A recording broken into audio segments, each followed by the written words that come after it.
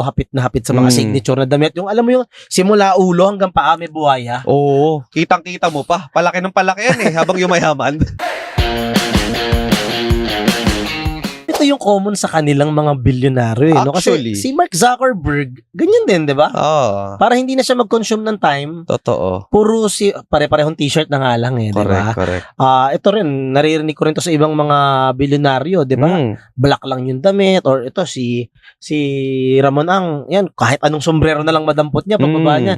Parang hindi na importante yan Correct. Which is napansin ko din sa mga kliyente ko, kaibigan ko ng mga successful mayayaman.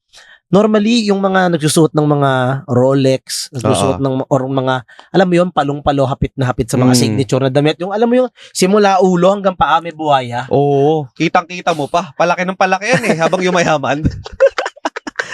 Una yan, medyo nakaluwag-luwag. Meron dito maliit. May maliit Pag ka na. medyo